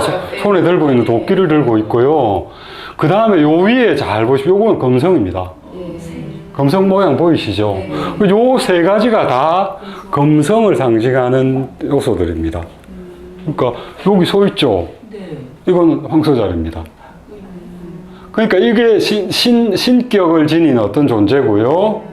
그 다음, 검성들을 상징하는 그런 것들이고, 여기 황소자리를 상징하는 거니까, 황소자리 근처에 검성, 춘분점, 태양을 지나는 춘분점과 관련되어 있는 사항들을 지금 저렇게 모아놓고 있는 거거든요. 이게 어디 거냐 하면, 바빌론 시기의 그 조상입니다. 이런 것도 다 대부분 신전에 있던 구조들이죠. 그러니까 천문 현상을 사람들에게, 그러니까 샤먼이 그 신당에 있으면서 별만 그려놓고 이렇게 설명하면 사람들의 권위를 주기가, 그죠? 그러니까 의인화시켜서 인간화시키고요. 조신과 관련되어 있는 그 별자리들을 이렇게 별을 그려놓은 게 아니라 그것과 상징되는 것들을 끌어모아서 이렇게 하고 있는 거거든요. 도끼라고 하는 거는 옛날에는 도끼의 역할이 인간이 애가 태어나면 탯줄을 끓는데 도끼를 사용했다고 합니다. 그러니까 그것도 결국은 생육, 그러니까 출산 이런 것과 관련이 있죠. 그죠? 금성은 또 그 우주의 전기를 이쪽으로 끌어와서 대단한 인물, 영웅이 태어나는 것, 그것도 금성이 관장을 하는 겁니다. 그 좀생이 그 지역에서 우주의 정령을 이렇게 내려받아서 그걸 통해서 여기 지상의 영웅들이 태어나게 하고, 그러니까 뭐 결국 그 영웅이 샤먼이거나 아니면 대단한 용력을 가진 그 용사들 뭐 이런 사람들이겠죠, 그죠? 그 나중에는 그런 사람들이 신격화되기도 하고 그런 형태로 이제 설명을 하고 있는 건데, 이 도끼는 우리나라에서는 가위로 바뀌었습니다. 무속에서.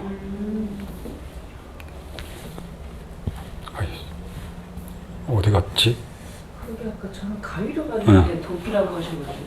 이건 가위죠. 우리는 뭐 이유는 모르겠지만 우리 탯줄을 가위로 끊잖아요. 우리는 도끼로 안 끊습니다. 우리가 훨씬 더 도끼보다는 가위가 정교한 도끼로 바뀐 겁니다. 이미지가 그러니까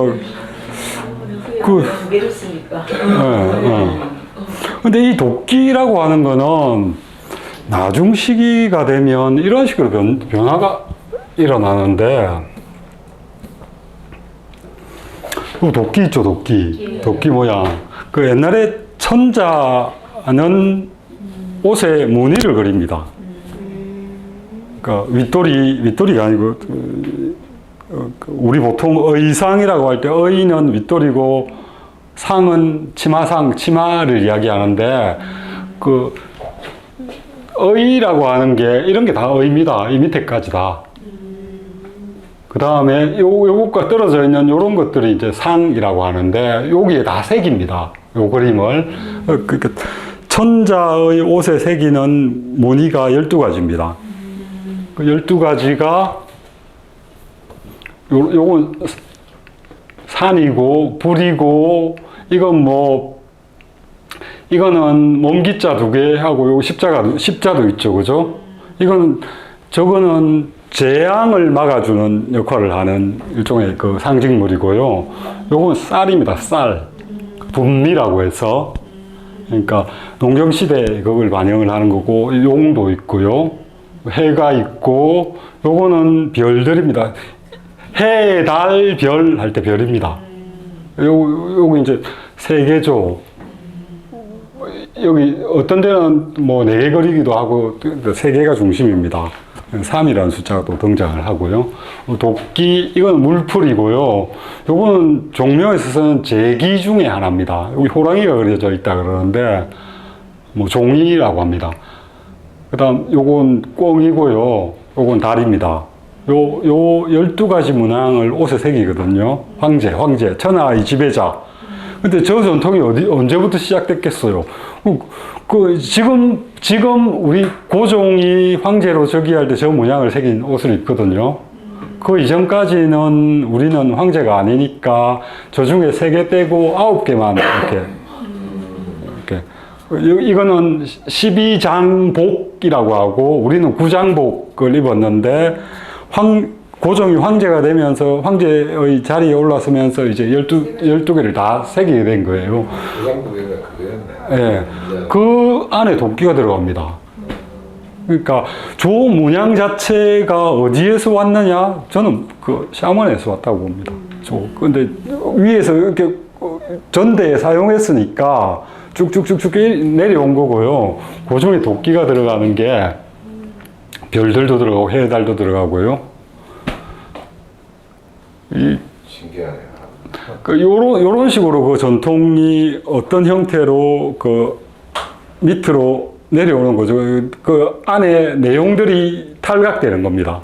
자기의 시대에 또는 자기의 필요에 따라서 그 의미들이 새로 부과가 되는데, 그 부과되는 이전에 이 도끼가 왜 들어갔는지는 이제 누구도 알지 못하는 거죠. 그거에 대한 설명은 이 시기 사람들은 또 나름대로 내립니다. 그런 식으로 해서 이렇게 오게 되고요. 이거에 대한 이런 식으로 새기는 거죠. 이게 꽁이고 용이고 여기 해와 달입니다. 해와 달. 뒷부분에 이렇게 새기고 여기 별이 새겨지고요. 산이 들어갑니다. 상위에 들어가는 거 요 6개.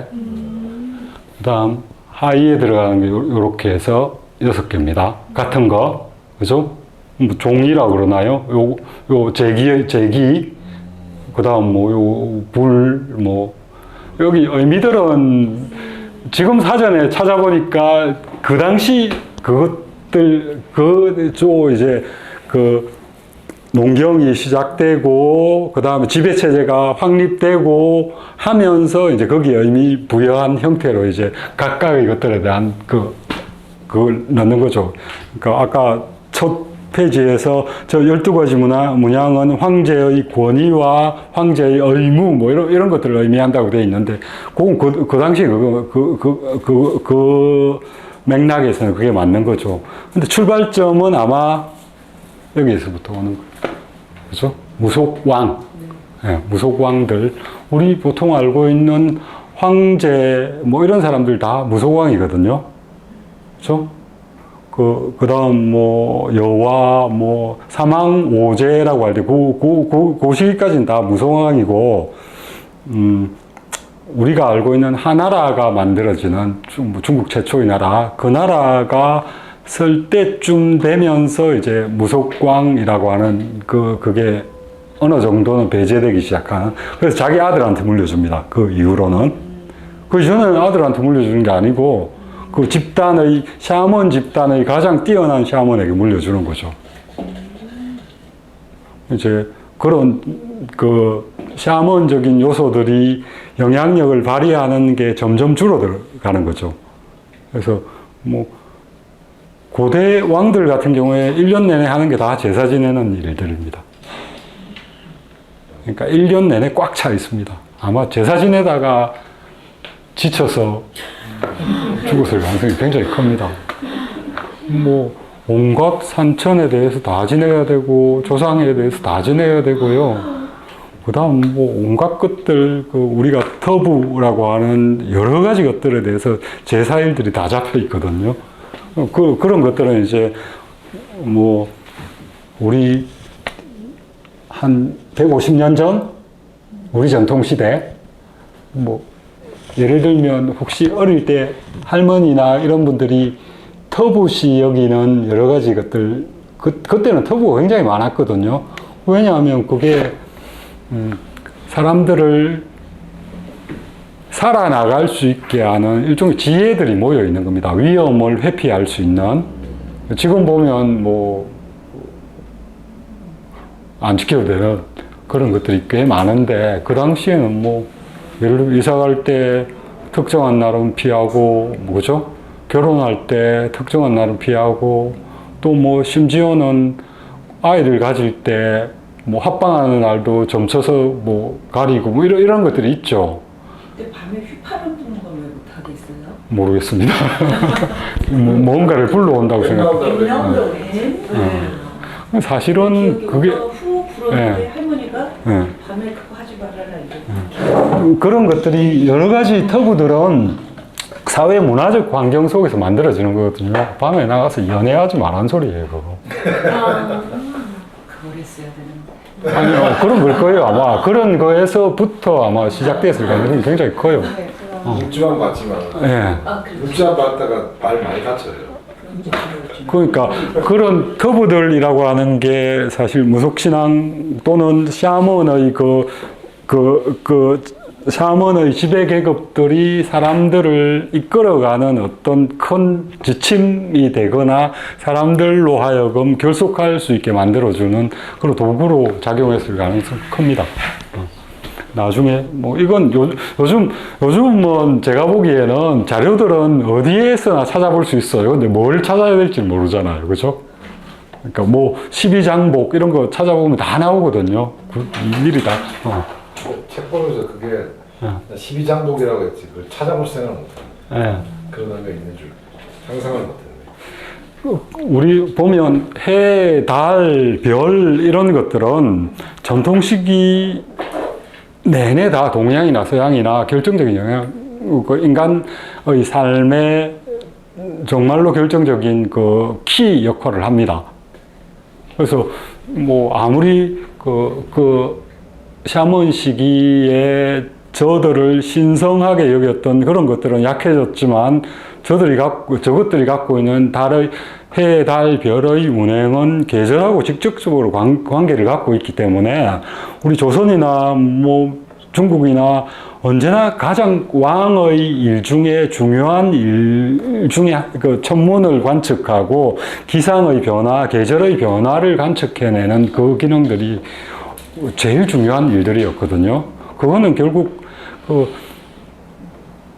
예를 들면 이런 겁니다. 3000년 전에 춘분점이 황소 자리에 있었잖아요. 지금은 춘분점이 다른 데 있습니다. 한참 밑에 물고기 자리인가 거기 있습니다. 그러니까 이 전체의 그 운행이라고 하는 게 일정한 시간이 지나면 달라지게 되는 겁니다. 그걸 느끼지 못하지만 10년, 20년, 30년 이렇게 되면 그러니까 씨를 뿌려야 되는 날짜도 달라지는 겁니다. 지역에 따라서도 달라지게 되고요. 그런 것들을 관측할 수 있는 방법은 별자리를 관측하는 방법밖에 없습니다. 고대에는. 근데 이전에는 다른 방법이 없습니다. 운행의 그런 부분들을 뭐 다른 어떤 자료나 이런 것들로부터 도출해낼 수 있는 게 아닌 거니까 별자리가 그 오랜 시간까지도 중요한 어떤 그 인간의 삶과 연결되어 있는 그거였다는 거죠. 뭐 200년 전에도 그랬으니까 3000년 전 또는 그 이전 한 5000년 전에는 얼마나 그게 중요한 요소였을지 한번 생각을 해보십시오. 제가 오늘은 좀 이렇게 횡설수설하고 있는데 이 책은 좀 횡설수설해야 될 것 같은 생각이 좀 듭니다. 전달은 잘 됩니다. 그렇습니까? 그, 이게 그, 천동설, 지동설 이런 이야기들은 우리가 지동설을 믿은 게 한 14세기, 15세기 넘어와서 좀 빠르면 한 13세기, 그죠? 그, 이 별관측을 계산해보고, 태양이 지구를 도는 게 아니라 그 반대구나 하는 그 계산을 해낸 게 근대의 그 천문학이 관측을 통해서 계산을 해내는 거잖아요. 근데 여기 지금 보면 뭐 수메르 때 사람들도 태양은 그냥 있고 나머지를 돈다는 걸 생각을 했던 것 같고요. 플라톤 시기까지도 그런 생각을 했던 것 같습니다. 그때도 지동설이었나? 예. 했는데 그 이후에 이제 사실 이제 태양이라고 하는 그 신격이 제1신으로 올라서기 시작합니다. 그게 좀 빠른 데는 이집트 같은 데는 좀 더 빨리 되고요. 그러니까 여러 신들, 그러니까 별이 인간을 비롯한 모든 만물의 영혼이 모여있는 곳이라면 모든 별들은 사실 다 신이잖아요. 거기서 뭐 금성 같은 경우에는 춘분점과 관련돼 있는 인간에게 워낙 영향을 크게 미치는 별이기 때문에 특별한 별로 여겨졌고, 그럼 그와 동시에 특별한 신으로 여겨졌었는데, 농경이 시작되고 나면 금성이나 이런 것들보다는 태양의 운행이 훨씬 더 중요한 자료들이 됩니다. 인간의 삶에. 그 태양의 움직임에 따라서 뭐 일조량의 변화, 계절의 변화 이런 것들을 관측해내게 되죠. 일정한 시기가 되면 농경문화가 깊숙이 자리 잡게 되는 시점이 되는 그 시점, 지역에 따라 다릅니다. 이집트 같은 경우는 굉장히 빨리 되죠. 그 나일강 주변에 농경을 시작하고 그 농경문화가 중심이 되는 시기가 굉장히 빠릅니다. 뭐 한 5,000년, 어떤 사람은 8,000년 뭐 이렇게 이야기하기도 하는데, 그래서 태양을 금성보다 더 중요한 별로 생각을 하게 되고요. 그 생각들이 좀 더 강해지면 태양이 유일한 신으로 자리를 잡게 됩니다. 서양에서 이 금성 문화, 여기 지금 이야기하는 샤먼 문화가 그 태양을 중심으로 하는 일신의 문화, 그 문화와 격돌해서 쫓겨나게 되는 것도 그런 것과 무관하지 않으려고 생각이 됩니다. 그러니까 거기도 어떻게 보면 태양을 중심으로 생각하는 사람들도 태양 신을 받드는 신관들이 있을 거고요. 금성을 중심으로 생각하는 사람들도 금성을 중심으로 받드는 신관들이 있는 집단일 거고, 인간이 집단을 이루고 살게 된 가장 큰 원동력은 종교입니다. 기원전, 지금 발굴되는 유적들 중에 기원전 12,000년경, 요즘은 좀 점점 이렇게 빨라집니다. 몇 년 전까지만 해도 기원전 12,000년 전의 유적, 뭐, 거기에 신전 발굴을 한 게 최초의 신전이라고 이야기를 하는데, 최근에 좀 또 올라가더라고요. 다른 지역을 팠더니, 15,000년 전에도 똑같은 그것과 유사한 신전 건물들이 발견이 되는 거예요. 15,000년 전이면 농사를 짓기 시작하기 전입니다. 농경문화가 시작되는 거는 수메르 지역, 그 지역에서 농경이 시작되는 게 아무리 올려잡아도 7,000년 정도밖에 안 되거든요. 수메르는 기원전 한 5,000년, 6,000년에서 5,000년 사이로 봅니다. 근데 요즘 발굴되는 거기도 하도 파뒤집고 해서 계속 발굴을 하고 있는데, 5,000년 전의 수메르 문화가 최초의 문화인 줄 알았더니 6,000년, 7,000년 계속 올라가는 거예요. 그만큼 인류의 초기의 문명에 대해서 우리한테 알려진 것들이 아직 적습니다. 근데 기원전 12,000년 전에 농경도 시작하기 전에 수렵 채집을 할 때 거대한 신전이 지어지는 몇 톤짜리 돌을 옮겨서 짓는 그 집단을 이루고 신관 계급이 일정한 어떤 그 지배력을 형성한 그 상태에서만 그게 가능한 인력이 모여야 될 거니까 그 건물을 지으려면 그죠? 그런 것들이 요즘 그 연구들에 따르면 15,000년, 16,000년 전까지 올라갑니다. 기원전 신전. 지역에서 그럼 아나톨리아 지역, 요즘 터키 지역, 그 메소포타미아 지역 조금 위쪽, 요즘 터키 지역입니다. 거기에서 거기가 그 자연산 밀이 거기에서 굉장히 많았답니다. 자생하는. 그리고 그 당시에는 거기가 초원지대여가지고 여기 말하는 그 들소 이런 것들이 굉장히 많았답니다. 지금 발굴되는 그 흔적들 속에서는 그 들소들의 뼈나 이런 것들을 통해서 집을 짓고 가옥, 그러니까 지금 무너졌지만 어쨌든 건축 재료로 그런 걸 쓰고 있는 거 이런 것들이 보이니까 그 얼마나 그 소들이 많았는지 이런 것들이 대충 추산이 되는데 그 지역에서 발굴되는 유적들이 지금 제일 오래된 유적들입니다. 12,000년 전 그거 한번 발굴되고 나서 한번 그 고고학계가 한번 발칵 뒤집힌 적이 있거든요. 올려잡아서 한 8,000년 정도로 생각을 했는데 훨씬 그 이전에 그런 게 있으니까. 근데 파면 팔수록 계속 지금 지층들이 아래에 덮이고 뭐 1,000년, 2,000년 사이에 뭐 무너졌다가 또 이렇게 만들어지고 이런 것들이 있어가지고 아직도 발굴 중이거든요. 그래서 언제까지 상한선까지 올라갈지는 모르겠습니다. 제가 지금 말씀드리는 거는 그러니까 인간을 결속시키고 집단을 만들었던 건 종교의 힘입니다. 그러니까 그들을 이끌었던 집단 자체가 종교적 권위를 가지고 사람들을 끌어모으고 그들을 부렸고요. 지금도 사실 그렇죠. 그 잔재 아직 남아있죠. 그러니까 문화적 충돌이라고 하는 게 사실 보면 종교적 충돌들입니다.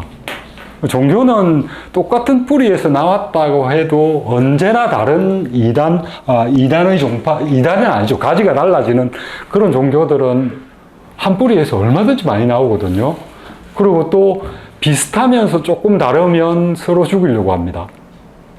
왜 죽이려고 하느냐 하면 인간이 살아온 역사 또는 역사 이전의 상황에서 인간이 집단화되고 모여서 생활하고 그게 힘이 되는 그 힘의 원동력이 종교였기 때문에 서로 충돌하는 이유도 종교입니다.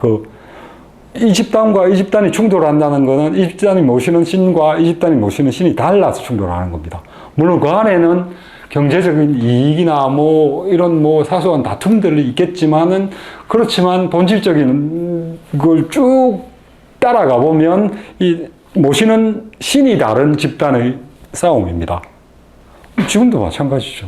지금도 뭐 비슷한 형태로 계속 반복이 되고 있고 종교가 뭔지는 사실 잘 모르잖아요. 종교가 뭔지 어떻게 설명을 합니까?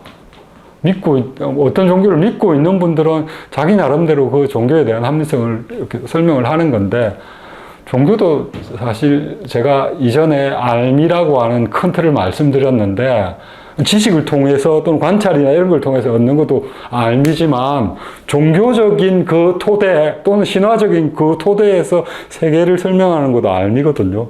어느 알미 더 나은지는 몰라요. 근데 아직도 종교적인 틀의 알면 유효합니다. 왜 그런지는 설명 안 드려도 되겠죠. 우리 사람들이 모르는 게 아직도 많습니다. 그리고 영원히 답이 없는 질문들은 모르겠습니다. 뭐 인간이 완전한 존재가 되고 더 지금 과학이라고 하는 이 틀이 정말로 그 모든 것을 알 수 있는 그걸 제공해 줄 수 있을지, 저는 이것도 한번 언젠가 좀 바뀌게, 그 틀이 한번 바뀌는 시기가 올 것 같은데, 우리 죽기 전에는 안 바뀔 것 같고요. 이것도 불완전한 그 알의 체계이기 때문에, 종교라고 하는 요 책을 볼 때 샤먼이라고 여기지 마시고 인류의 본질이라고 하는 종교 현상과 연결시켜서 보시고요. 요 당시에는 그러니까 인류가 생각했던 종교 현상의 가장 밀접한 영역은 하늘의 별자리다. 별자리를 통해서 뭐 인간의 삶들을 설명하는 거고 그 힘을 통해서 지배권을 형성을 하고 사람들을 끌어모으는 요즘은 공부하는 사람 많지만 옛날 사람들이 뭐 공부를 했겠습니까? 나가서 들소 잡아야죠. 그래 먹고 아니 솔직히 말하면 들소를 잡아야 또는 채집을 해야 먹고 사는 거잖아요. 근데 그걸 체계적으로 하기 위해서는 집단을 모아야 되고요.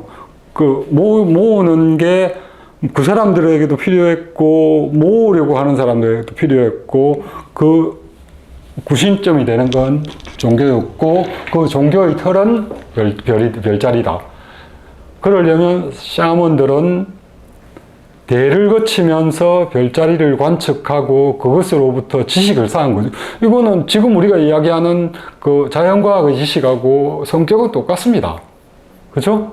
거기에 좀 더 상상력을 보태고요. 사람들에게 먹혀들 만한 스토리를 만드는 과정이 필요한 거지. 지금 과학도 사실 엄밀하게 따지면 그렇거든요.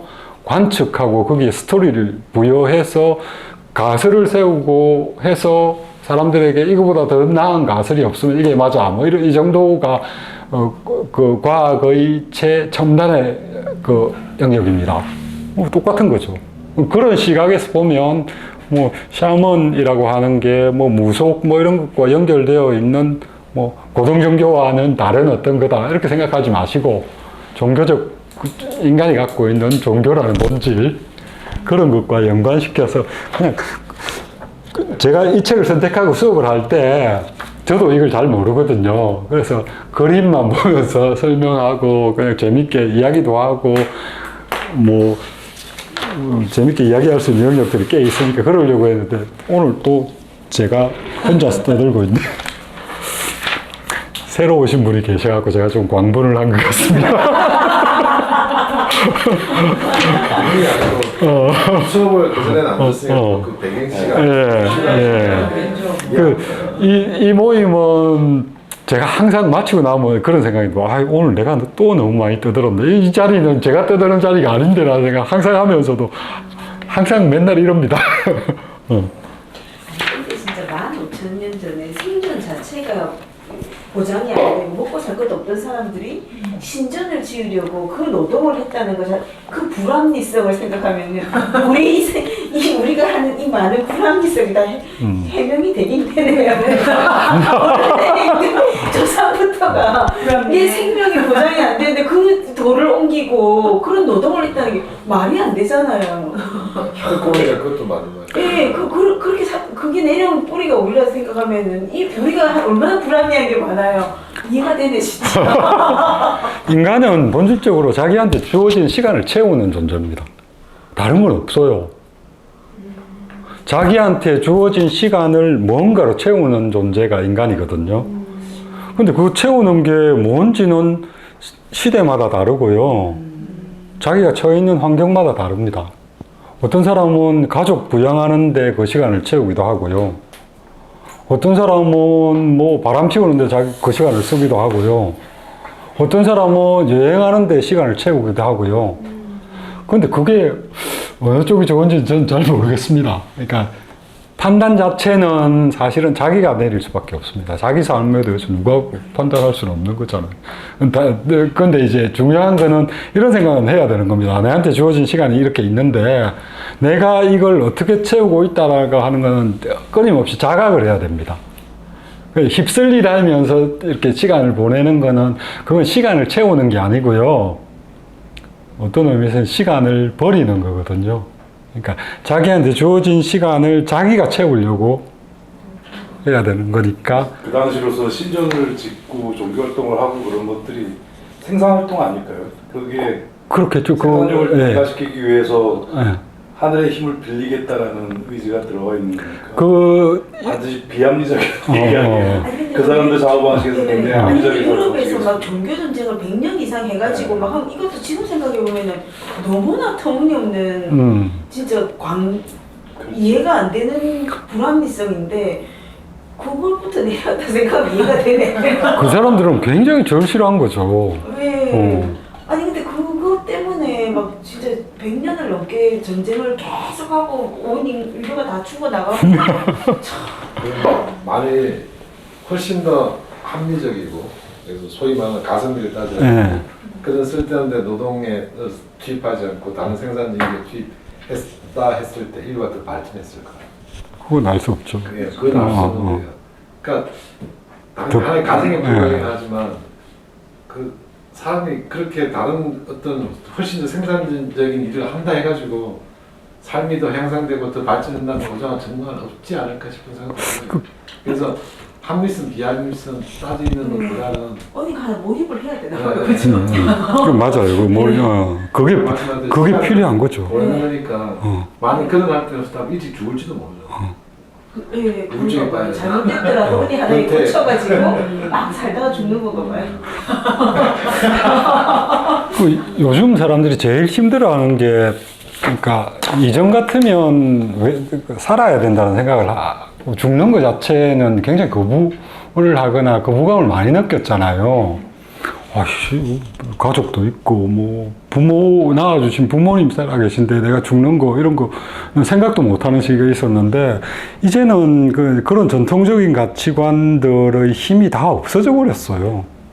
그러니까 사람들이 힘들어졌을 때 왜 살아야 되지라고 할 때 그 답을 내려주는 게 이전에는 뭐 어른들이 내려주기도 하고 교회 목사님이 내려주기도 하고 스님이 내려주기도 하고요, 그죠? 마을에 어른이 알려주기도 하고 집안에 어른이 알려주기도 했는데 그게 또 정당한 그 이유를 갖고 있는 답이고 그걸 들으면 내가 납득을 해서 아 그렇구나 해서 내 삶을 다시 이렇게 세울 수 있는 동력이 됐었는데 이제는 그럴 수 있는 답들이 점점 줄어들어가고 있습니다. 혹시 그런 거 못 느끼시나요? 저는 굉장히 많이 느끼거든요. 이전식대로 대답을 했을 때 애들 10대나 20대 애들이 그 답을 그렇게 그걸 했을 때 그렇구나라고 그걸 받아들일 수 있는 그런 이제 틀은 벗어났습니다. 왜냐하면 그 이전의 그 이데올로기나 사유의 틀들이 새로운 세대들에게는 당연한 걸로 안 받아들여집니다. 그러니까 붕 떠버리는 거죠. 힘들어지면. 제가 만날 때마다 사람들한테 이런 이야기를 하는 거예요. 시간 이야기 채우는 거. 사는 게 뭐 특별한 뭐 내세가 있는 것도 아니고요. 뭐 다른 건 없습니다. 그러니까 태어나서 사는 이만큼 시간이 우리한테 주어진 거 이거 재밌게 보내고 알차게 보내고 그게 사실은 다다.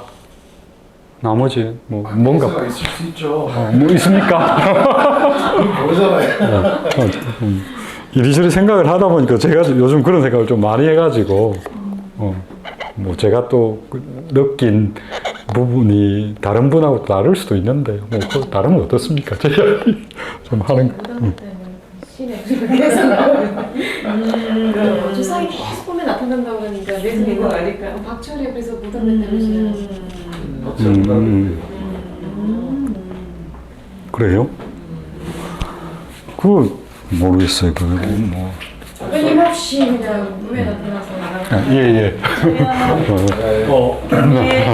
감사합니다.